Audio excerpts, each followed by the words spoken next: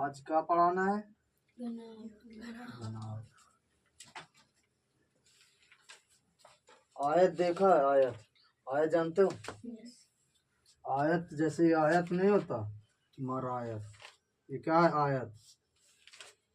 आयत में आमने सामने भुजाएं बराबर होती हैं और प्रत्येक कोण 90 डिग्री को होता है। तो इसी प्रकार जैसे आयत का क्षेत्रफल क्या होता है? लंबाई गुणा चौड़ाई। इसी प्रकार आयत का क्षेत्रफल और घनाभ का आयतन दोनों में ज्यादा डिफरेंट नहीं होता, हल्का होता। अगर आयत के क्षेत्रफल में एच मतलब क्या होता है? हाइट। हाइट का अगर गुणा करा दो तो तुम्हारा घनाभ का आयतन निकल आएगा। तो घनाभ में क्या होता है? घनाभ में लंबाई, चौड़ाई, ऊंचाई तीनों होती है। जैसे कमरा है अपना एक ही आकार का है, घनाभ आकार का, तो इसमें लंबाई भी है, चौड़ाई भी है और ऊंचाई भी है। जिस भी वस्तु में लंबाई, चौड़ाई, ऊंचाई तीनों होती है वो किस आकार का होता है? घनाभ आकार का। जैसे किताब किस आकार की है? घनाभ। देखो लंबाई ये हो गई, चौड़ाई ये हो गई, ऊंचाई कहाँ? ऊंचाई देखो ये है। तो इसमें लंबाई, चौड़ाई, ऊंचाई तीन होती। हाँ, लेकिन घनाभ और घन दोनों में थोड़ा डिफरेंट होता है, ज्यादा कुछ नहीं, बस थोड़ा है। घन में क्या होती? सभी भुजाएं बराबर होती हैं और घनाभ में दो भुजाएं बराबर हो सकें लेकिन कोई न कोई भुजा अलग हो सकती है। ठीक, कोई जरूरी नहीं कि लंबाई अलग हो, कोई जरूरी नहीं कि ऊंचाई अलग हो, कि चौड़ाई।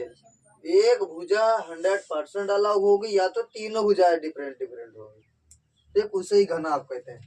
जैसे देखो हमने दो आयत बनाए, अब इनको जब इनके कोर से कोर को मिला देंगे तो एक घनाभ बन जाएगा।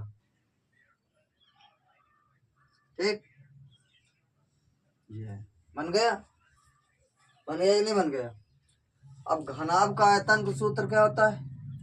LBH, है ना? L से क्या हो गया? लंबाई। L से हो गया लंबाई, क्या? लंबाई। B से क्या हो गया? चौड़ाई। H से क्या हो गया? ऊंचाई। ऊंचाई हो गया। ठीक, और घनाभ का पृष्ठीय क्षेत्रफल, पृष्ठीय क्षेत्रफल मतलब समझते कि नहीं समझते? क्या होता है पृष्ठीय क्षेत्रफल? बाहरी वाला हिस्सा। 6 फलक होते हैं इसमें, 6 फलक। जैसे किताब देख लो, है ना? ये हो गया 1 2 3 4 5 6, है ना?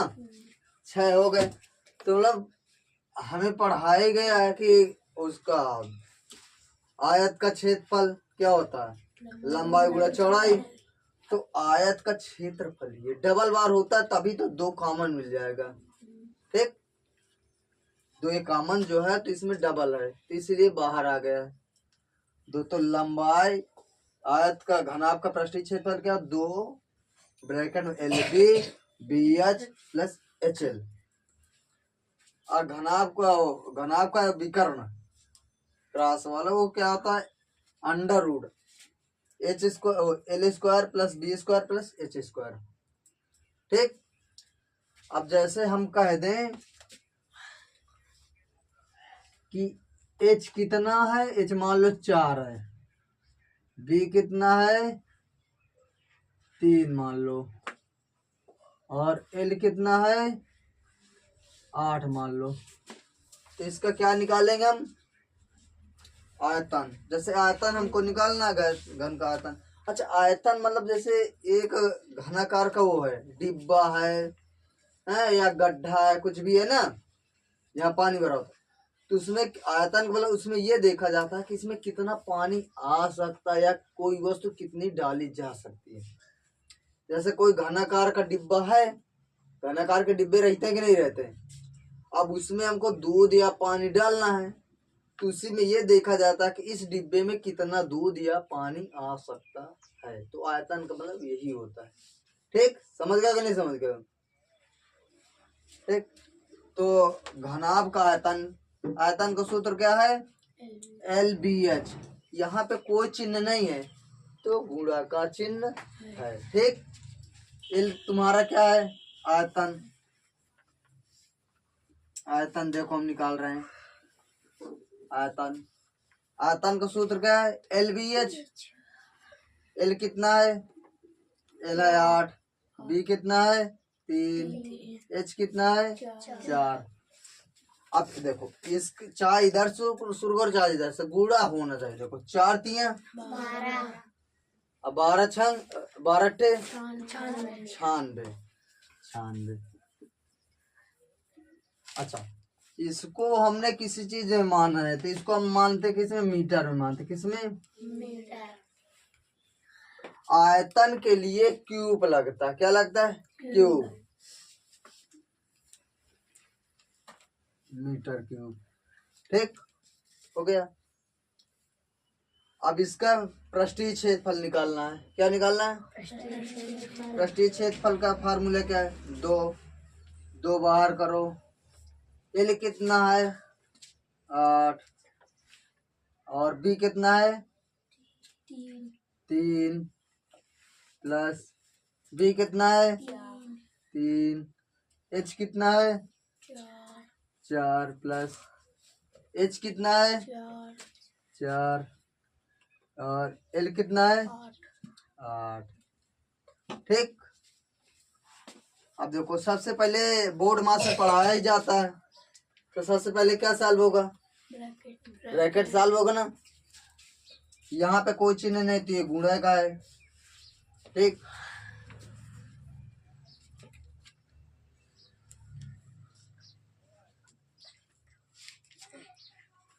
दो 8 त्रिक 24 प्लस 4 तिया 8 चौक 32 गुणा हो गया। अब क्या होगा? अब जोड़ होगा ना।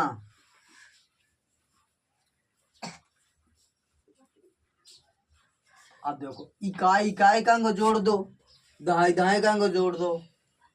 2 2 4 4 4 8, इकाई का अंक है 8। 3 1 4 4 2 6 6 आया। अब यहाँ पे गुणा है ना, क्यों? अब यहाँ पे कोई चिन्ह नहीं तो गुणा ही तो है। 2 8 है 16 के 2 छक्का 12 12 1 136 मीटर। ठीक, अब विकर्ण हमको निकालना। क्या निकालना? विकर्ण। विकर्ण,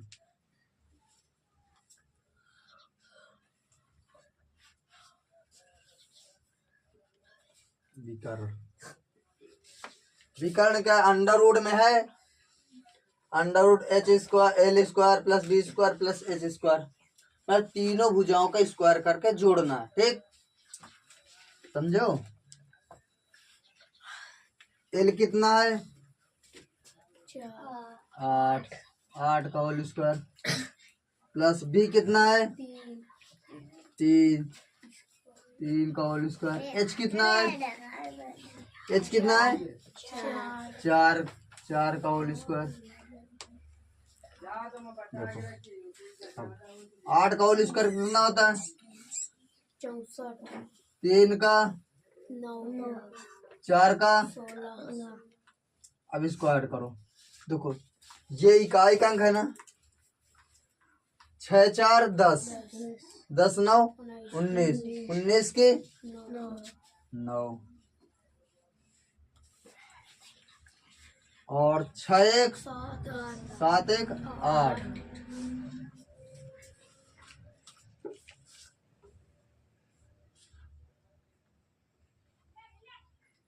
ठीक, अब क्या है? Under root 89। 89 किसे से करता है? करता है किसे से? क्योंकि देखो ये 2 से कटेगा नहीं, नहीं कटेगा, 3 से भी नहीं कटेगा, क्योंकि अंकों का अगर योग 3 से कर रहा हो तो 3 से पूरी संख्या कट जाएगी। तो 89 मतलब 3 से भी नहीं कट रहा, 3 से नहीं कट रहा, 2 से नहीं कट रहा, 4 से नहीं कटेगा। इसी प्रकार ये कटेगा हमको 17 से, 17 कितने से?